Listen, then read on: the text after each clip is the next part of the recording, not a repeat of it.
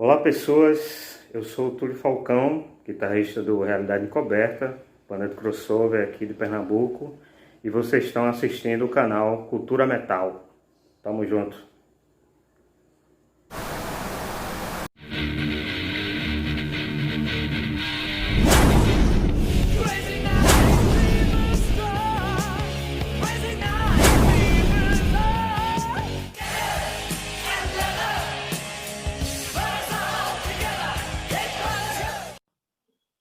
Fala pessoal, mais uma vez com vocês, trazendo sempre um tema ligado ao metal e as suas inúmeras vertentes.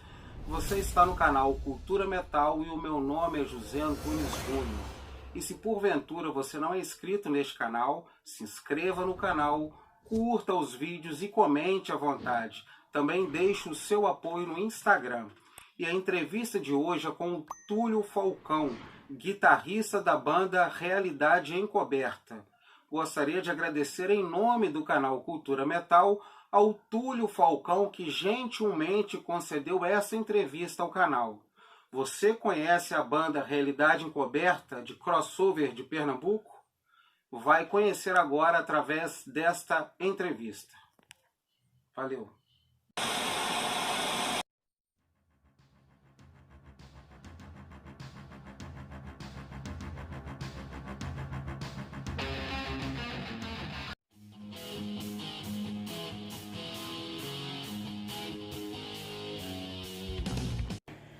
Então, fazer um breve histórico da banda do Realidade Encoberta vai ser um pouco complicado, porque são 33 anos, né, que a gente está fazendo esse ano, mas eu vou tentar, tá?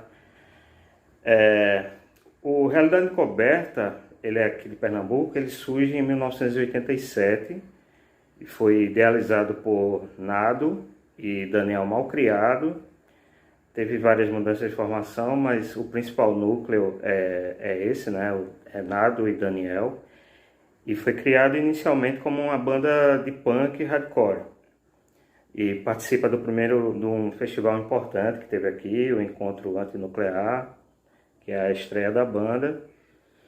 Mas logo após, acredito que um ano logo após, vem a proposta de fazer uma fusão entre o metal, o hardcore e o punk, né? O famigerado crossover.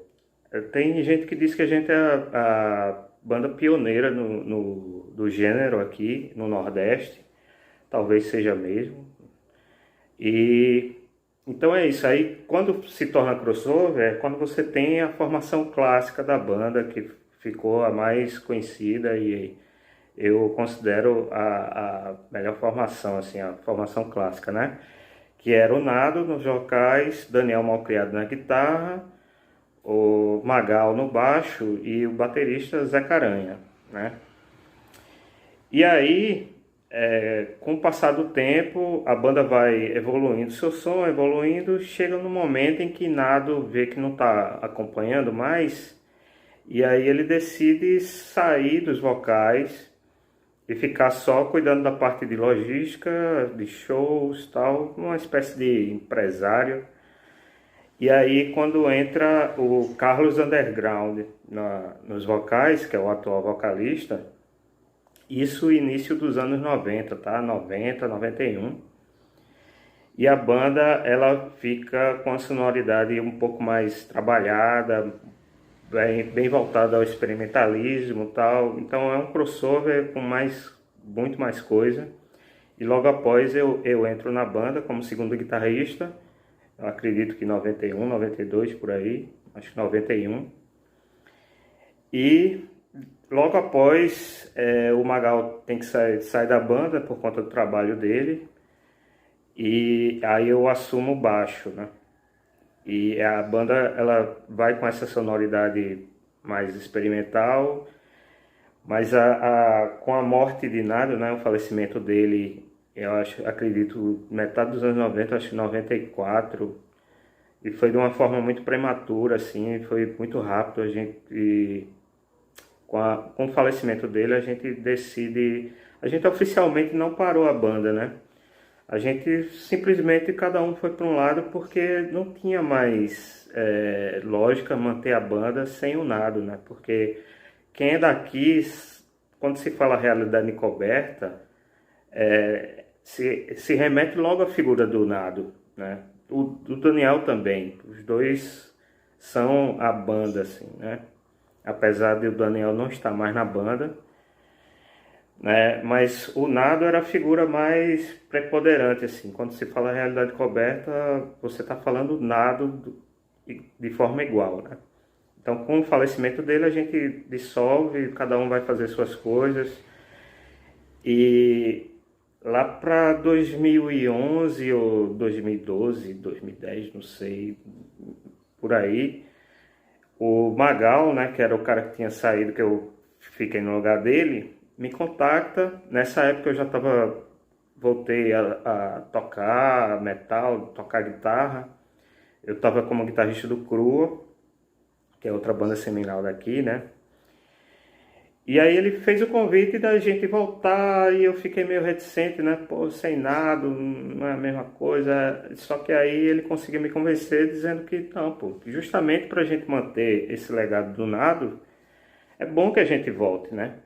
E aí a gente faz um acordo para voltar como era a sonoridade daquela formação clássica que eu falei, né? Que era o crossover puro, assim, deixar um pouco os experimentalismos de quando eu entrei de lado e a gente reformular aquelas músicas com essa pegada. E aí a gente retorna. Em 2013 a gente grava o primeiro EP, auto-intitulado. E esse EP e o disco que vem a seguir são essa reformulação de músicas antigas e algumas músicas novas, tal.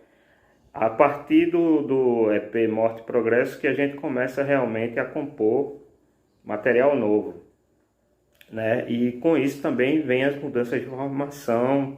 O Magal ele tem que sair de novo por conta do trabalho dele, estava difícil conciliar. A gente tem um segundo guitarrista, que é o Paulo André, que depois sai também.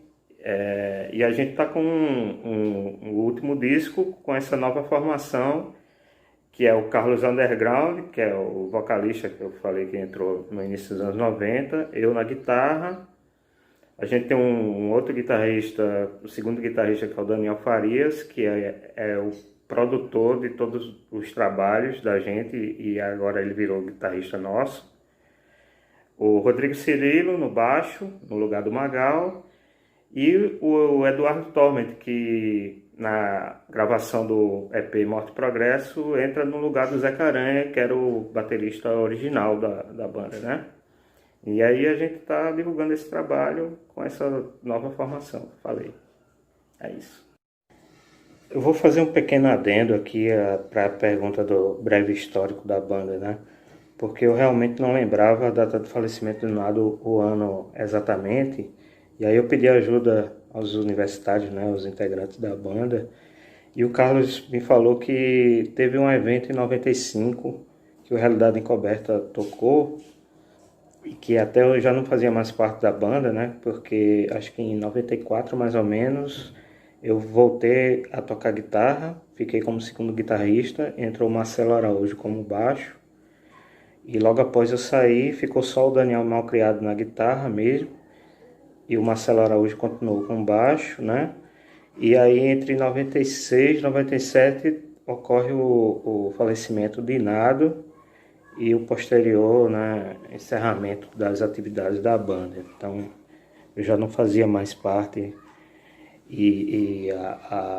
esse encerramento se dá realmente entre 96 e 97, com essa data, né, esse momento histórico aí para o Realidade Coberta, que foi o falecimento do seu membro fundador. Então é isso, eu acho que é importante fazer esse adendo aí.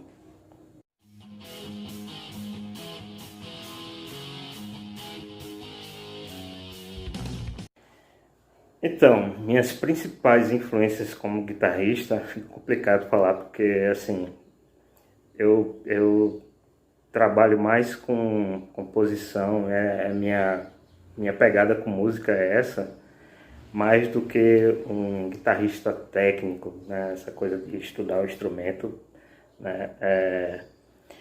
Eu estudo, né? Faço todo o exercício e tal. Eu sempre tenho contato com o instrumento porque é a minha ferramenta, né? No realidade coberta e tal, mas a minha preocupação maior é a parte de composição mesmo, né? Tá trabalhando arranjo, essas coisas assim. Mas o que me levou a tocar guitarra, assim, as primeiras influências foram as primeiras bandas que eu ouvi, né? Que foi no início do thrash mesmo, né? Aquela leva de bandas germânicas, Destruction, Creator e principalmente as bandas de Bay Area, que iniciaram tudo, né? Metallica, Megadeth, Exodus, apesar que Megadeth é Los Angeles, Slayer, essas coisas, né? Que me fizeram tocar guitarra. Mas também as bandas locais, elas tiveram um papel preponderante, assim. Os guitarristas locais me influenciaram muito, principalmente o Carlos Aranha, guitarrista do Crua, Henrique e Renato, que tinham a banda Mosh na época. Era o pessoal que eu via tocar ao vivo, ficava xeretando em ensaio e prestando atenção neles tocando. Naquela época não tinha vídeo, né? Não tinha internet, não tinha nada, então não tinha material didático como tem hoje para você estudar. Então meu estudo era esse, era ficar vendo o povo tocando na minha frente e eu ficar tentando, aprendendo, olhando assim. Então todos esses guitarristas, né, dessa leva anos 80 daqui de Pernambuco foram minhas influências como guitarrista, né?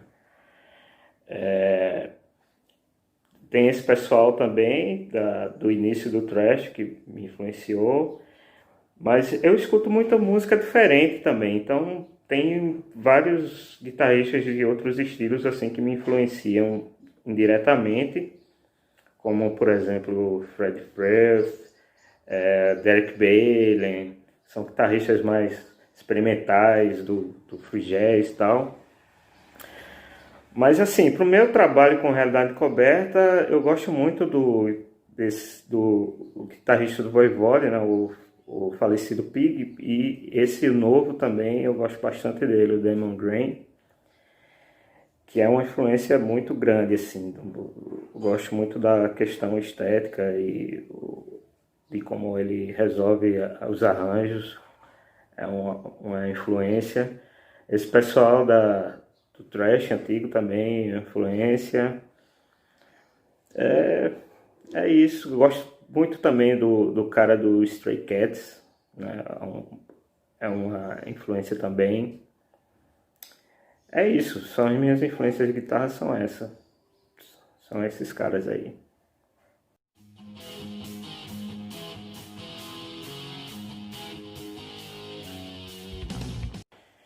Então, participar do documentário Pesado foi uma alegria imensa, né? Porque a gente viu todo o tempo que a gente lutou, militou dentro do metal, né? Com todas as dificuldades da época, com família não entendendo, com falta de grana, dificuldade para comprar equipamento, de lugar para tocar, que todo lugar do Brasil passou, né? Acho que toda a cena teve esse momento.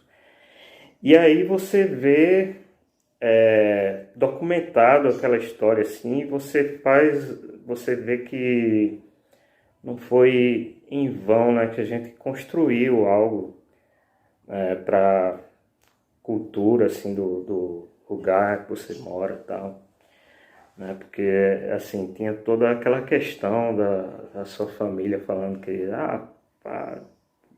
você está perdendo tempo, essa cultura inútil, não sei o que, vai estudar, vai trabalhar.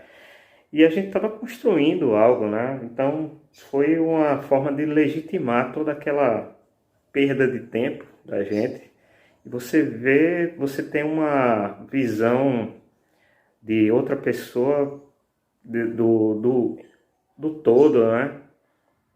Que o documentário faz isso muito bem. E ele é um trabalho de pesquisa muito grande, né? Ele foi feito com o Wilfred Gadelha, em conjunto com outras pessoas envolvidas com sociologia e tal. Então é um trabalho de pesquisa muito bem feito e que anteriormente ao documentário ele virou um livro, né? E esse livro já tinha sido uma vitória tremenda, porque era uma vontade do pessoal da cena na época de registrar aquilo ali, de mostrar que teve uma importância histórica para o Estado. E aí sai o filme, né, cara? E eu lembro quando eu fui ver aqui no único cinema de rua que ainda existe, que é o antológico Cinema São Luís, com aquela fila enorme, a gente tudo se vendo na tela grande lá, contando a história daqui, que vai do início até os tempos atuais, né? Foi fantástico, cara. E só tenho a alegria de ter participado desse projeto, né? Ter feito parte da história, assim, Então foi muito gratificante ver as pessoas, os colegas, pessoal novo, ver o Realidade Coberta inserido também, e todas as bandas que fizeram parte da mesma época. Foi muito gratificante.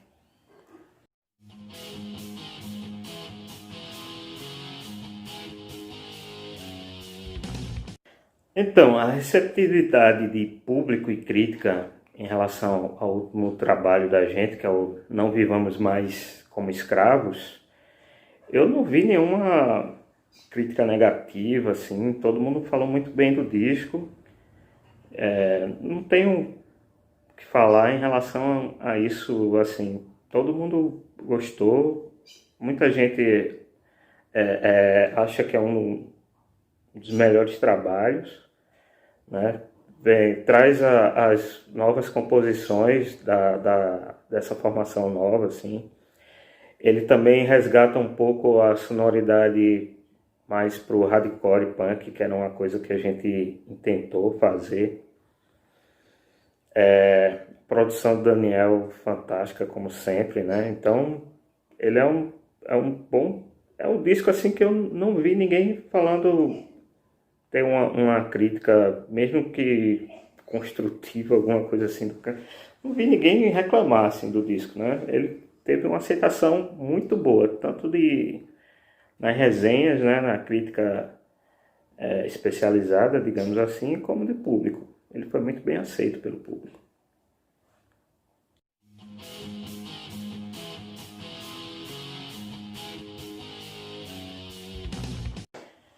A cena de Pernambuco, ela tem algumas peculiaridades assim em relação à cena de São Paulo, por exemplo, né? Porque aqui a gente não teve essa briga entre punks e headbangers, assim, como houve lá no Sudeste, né? Assim, a gente tinha um encontro, as duas tribos, digamos assim, se relacionavam muito bem, porque os shows eram escassos, tinha pouca gente, né? Então se unir era a forma de manter viva a cena. Então as primeiras bandas também cantavam, todas as bandas cantavam em português. Essas são uma das coisas que eu acho diferentes assim, da cena daqui de Pernambuco em relação às outras, né?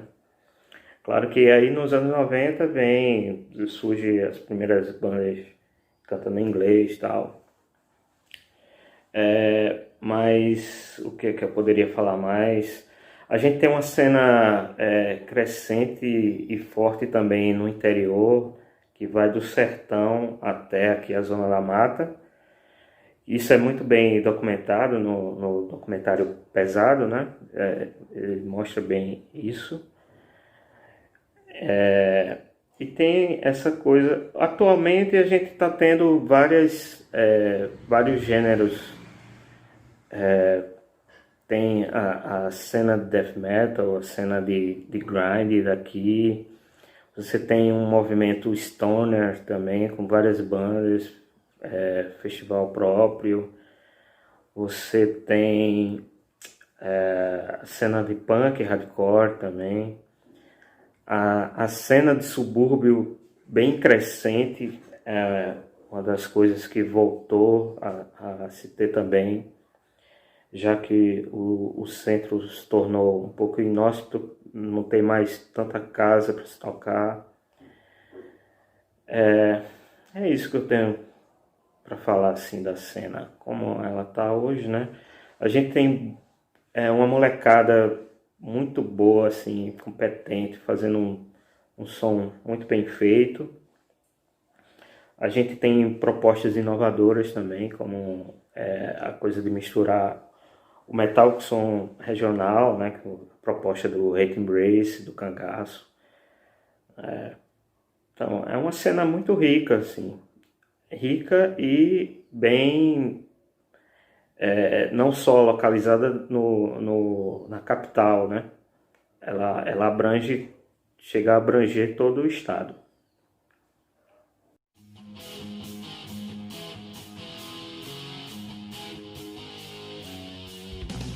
Bom, se a pandemia afetou os shows da banda, a pandemia afetou todo mundo no mundo inteiro, né? O mundo como a gente conhecia mudou drasticamente. Consequentemente, a gente teve que parar as atividades, né? A gente na época não tinha eu não lembro ter nenhum show agendado. O que a gente tinha era planos e que a gente ainda tem, de tocar onde a gente não tocou, né? Ir para outros estados, outras regiões, ir para o sudeste, para o norte, para o centro-oeste, para o sul, enfim, tocar onde a gente não tinha tocado. A gente estava com esse planejamento justamente quando veio a pandemia e tal. E aí a gente parou mesmo, cara. Ficou todo mundo recluso em casa. Teve integrantes que tiveram que trabalhar, né? Quem pôde ficar em casa ficou. Quem não pôde, teve que continuar trabalhando, continuou. Mas, assim, em relação à banda, a gente parou mesmo as atividades. Não deixou de ensaiar, não se agendou mais show e estamos esperando aí, né?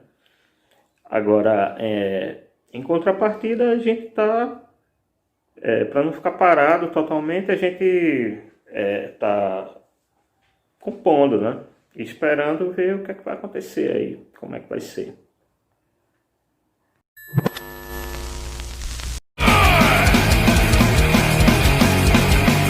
Populismo, fascismo!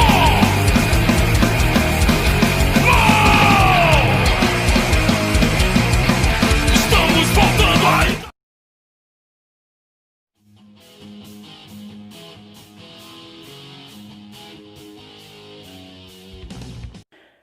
Primeiro vinil, que na época só tinha vinil, não era CD, né? Isso foi 85, acho que foi 85, 86, eu não lembro.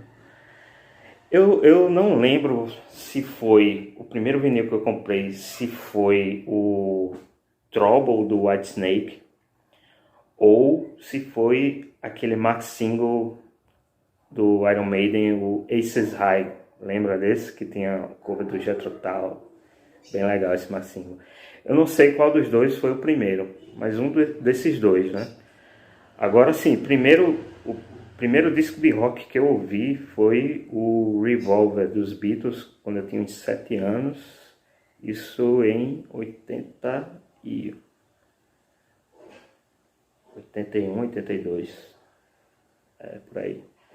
Esse foi o primeiro disco de rock que eu ouvi, assim, de colocar na vitrola, eu ouvi ele inteiro, né? Foi o que me trouxe pro rock, o Revolver dos Beatles.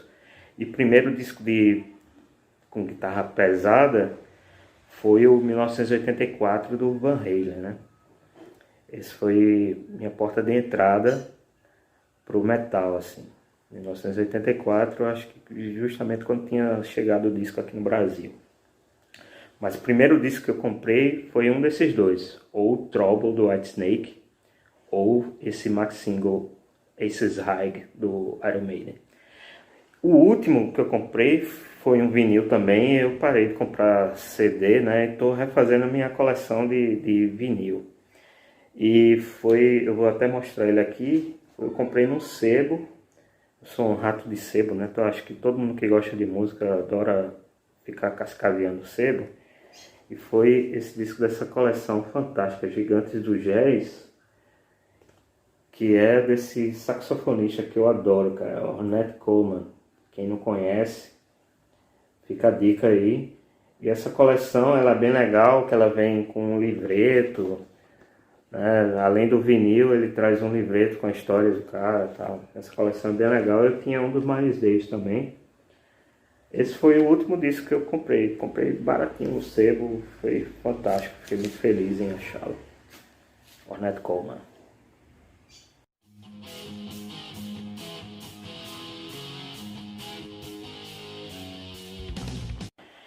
5 bandas relevantes Pernambuco. Bom, eu acredito que vocês querem saber bandas que estão em atividade, né? Aí, assim, de relevância, eu vou ter que falar também de bandas que não existem mais, que terminaram. Como, por exemplo, Cruel, que foi a primeira banda de thrash, que foi muito influência total das bandas daqui, né? Que queriam fazer um som mais porrada e tal. Foi a banda seminal dessa geração, né? O Cruel. Tinha o Fellowshippers, foi a primeira banda que eu vi ao vivo. Foi o primeiro show que eu fui. E para quem viveu a época, eu acho que vai ser unânime de que o Fellowshippers realmente era uma das melhores, ou se não a melhor banda daqui de todos os tempos. Assim. O Fellowshippers era realmente fantástico. Tinha o Arame Farpado também, que foi a primeira banda que misturou som regional de uma forma muito inteligente. Era uma banda fantástica. E vamos falar das que ainda estão em atividade, né? Que vale a pena vocês conhecerem, né? A gente tem o Devotos, que é da mesma época que o Realidade Coberta. Na época eles se chamavam Devotos do Ódio. E era uma banda que eu ainda adoro ver o show, cara. E eles fazem um som muito original. É uma banda fantástica, né? E era uma banda que todo mundo ia, canta junto, conhece as letras e tal, todo mundo conhece, né? Então fica essa dica, é uma banda histórica daqui da cena de Pernambuco e uma das melhores também, Devotos. A outra que eu vou citar é o Arquivo Morto, que já é mais da cena de grindcore, e também eles têm um ativismo político muito bom, assim, uma prática política bastante forte, e isso coloca o Arquivo Morto nessa lista de bandas relevantes daqui do estado, né? É uma banda grindcore. Continuando no grindcore, eu cito também o Rabujos, que é uma banda com sonoridade e letras assim, fantástico, tem um som próprio. É uma banda bastante legal para se conhecer também. A gente também tem o Câmbio Negro HC, que também é dessa banda, é uma banda também dessa época, né, inicial, meados dos anos 80, que ainda está em atividade, que é uma banda relevante para se conhecer daqui do estado. Quem mais eu citaria? Tem o Cangaço, cara, que é uma banda que eu curto bastante, que faz essa mistura do som regional com metal, mas de uma forma muito inteligente, que você escuta assim sem ter aquela, não é aquela coisa forçada assim. Eles são músicos muito competentes, composições impressionantes assim. É uma ótima banda também, que tem a relevância aqui no estado. Então são essas dicas assim, que eu dou para vocês. 5 bandas, né? Arquivo Morto, Câmbio Negro HC, Devotos, Rabujos e o Cangaço. Acho que no momento que as outras bandas não fiquem com raiva de mim, mas no momento são as que eu acho relevantes assim para se falar, para que vocês conheçam também.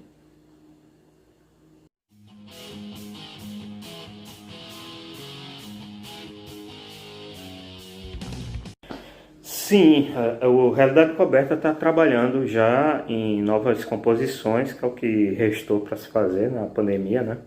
A gente já tem duas músicas novas, Abolicionismo Penal e a outra, tá me fugindo o nome agora. Enfim, a gente já tem duas músicas, a gente já está trabalhando em uma terceira.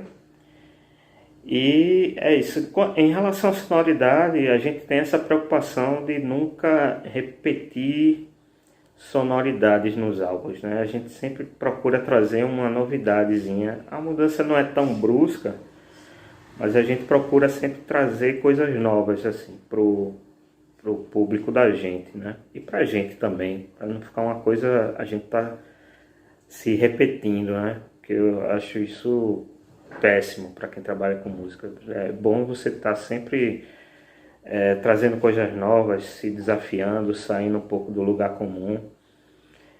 É um pouco cedo para dizer como vai ser a sonoridade desse trabalho, né? Mas pelo que eu estou vendo, a gente está trazendo um pouco mais como o último, o Não Vivamos Mais Como Escravos, teve um pezinho mais no punk, no hardcore, e talvez a gente mantenha isso, mas mesclando mais com a coisa mais técnica do thrash, assim.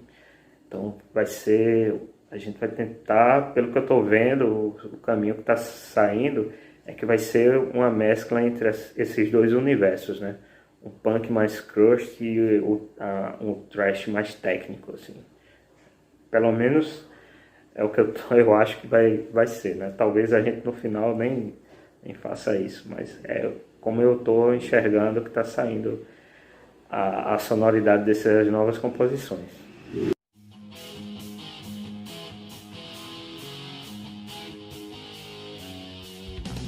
Próximos passos da banda,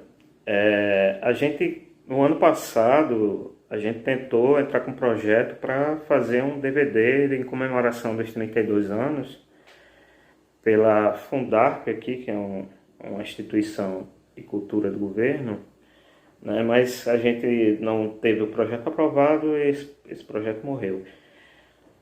Para esse ano, qual era o planejamento da gente? Como eu falei anteriormente, era tocar nos lugares que a gente não tocou. Então a gente estava tentando fazer o festival Forcaus lá do Ceará. A gente estava vendo se conseguia entrar no cast esse ano. E a gente estava com planejamento de fazer alguns shows em São Paulo, né? Eu já estava tendo uns contatos com uns amigos lá para ver essa questão de como custear a passagem, como marcar as datas lá e tal. E fora isso, ver outros lugares para tocar, Piauí, Alagoas, onde a gente não tinha ainda, apesar de que a gente tocou bastante em Alagoas e Sergipe, né? Mas interior do estado também, a gente estava com esse planejamento de tentar fazer uma espécie de mini turnê assim, para divulgar o Não Vivamos Mais Como Escravos e tentar ampliar o público, né? Tocar onde a gente não tinha tocado. Infelizmente veio a pandemia e aí a gente teve que parar os planos. Mas os próximos passos esse, assim. Além de gravar material novo, é tentar tocar onde a gente não tocou. E principalmente ver se sai um pouco do estado, né? E tocar em estados que a gente ainda não tocou, que o público não conhece a gente.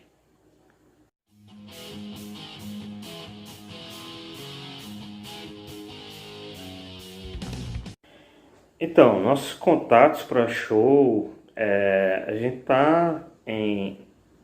tem nas redes sociais, né? Facebook, Instagram, O Facebook, eu acho que é o principal meio de contato, né, além dos e-mails e tal, mas a gente está muito acessível através do Facebook, que é o facebook.com/realidade encoberta.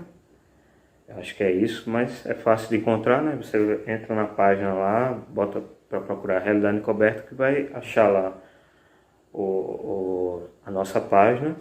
A gente tem uma conta no Instagram também, que dá para você entrar em contato com a gente por lá.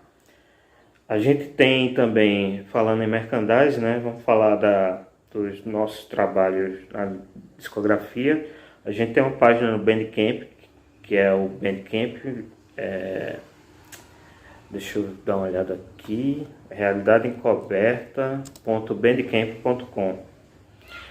Lá você vai escutar todos os nossos discos, se quiser baixar também, está tudo disponível de graça.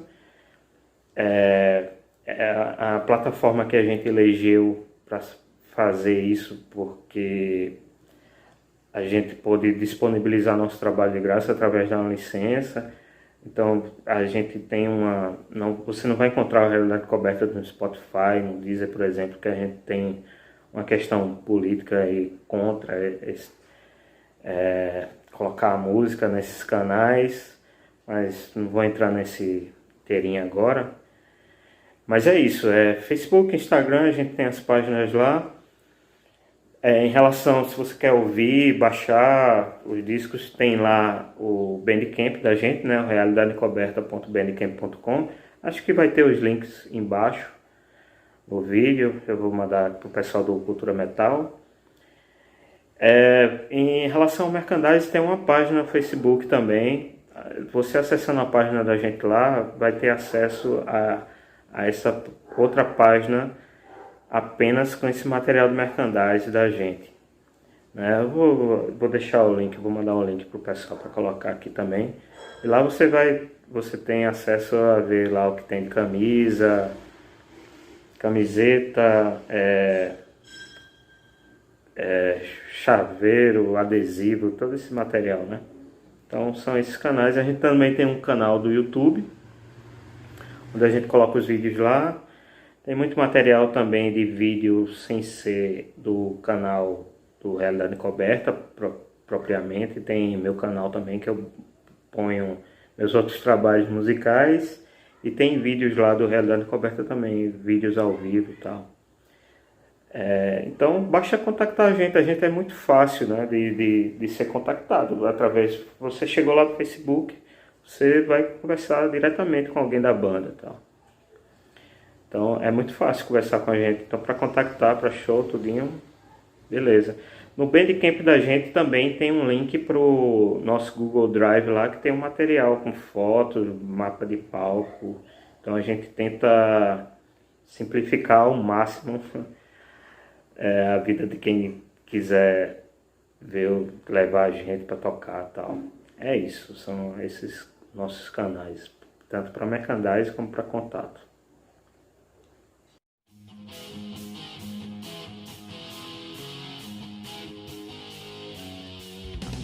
Então, mensagem final para os inscritos do canal, né, e fãs do Realidade Coberta. Primeiramente eu queria agradecer, né, o convite aqui, a oportunidade de estar divulgando nosso trabalho, né, o Realidade Coberta, aqui no canal de vocês, o Cultura Metal. E a mensagem que eu tenho, cara, para dar, espero que todo mundo esteja com saúde, né, se cuidem, né, que a pandemia coronavírus é uma coisa séria, né. E a mensagem, cara, outra mensagem que eu tenho importante é que a gente respeite as diferenças, né? Que foi muito triste, assim, ver essa onda conservadora, fascista nesse gênero que a gente gosta tanto, né? No heavy metal. Muito triste mesmo. Porque quando eu entrei nessa, entrei por uma questão de contracultura, de contestação, né, de lutar contra o status quo e tal.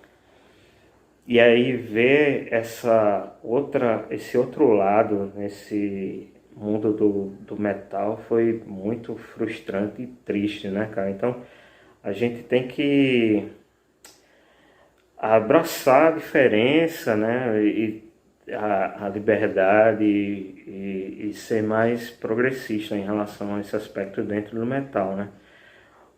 Citando o anarquista Bakunin, né, que ele falava que a sua liberdade amplia a minha. Eu acho que a cultura do metal, já que o nome do canal é esse, né? A cultura do metal, ela só tem a crescer e ampliar seus horizontes se ela abraçar essa diversidade, né?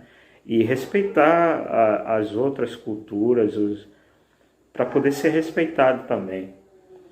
Então acho que é importante a gente ter essa noção assim de que o metal ele é um gênero de contestação, né? O rock é um gênero de contestação e não de fascismo, conservadorismo, assim. Então é isso, vamos abraçar a diferença, cara. Respeitar, dar voz às mulheres na cena, deixar a coisa do preconceito de lado, né? Preconceito em todos os aspectos, né? Para tornar a nossa cena, a nossa cultura forte, né? E que ela se amplie em sua totalidade. E só vai ser com esse viés, né? Não vai ser pelo viés do muro que separa, né? Isso só vai fazer destruir a cena, né? Para ela crescer e continuar sendo uma forma de esperança, de liberdade para as pessoas, que eu acredito que seja, não vai ser por esse viés conservador e fascista, né? Vai ser com o viés da liberdade e do respeito com as outras culturas, com os outros, e com a questão da igualdade, né? Igualdade e oportunidade para todos. É isso aí. Abração para todos vocês aí do Cultura Metal, o pessoal que já conhece o Realidade Encoberta, aos que vão conhecer, e espero que ficaram curiosos a partir dessa entrevista. Agradeço bastante a oportunidade a vocês, muito agradecido mesmo, feliz de estar participando do canal Cultura Metal. E é isso aí, tamo juntos, a gente vai sair dessa e a gente se encontra mais na frente. Um grande abraço.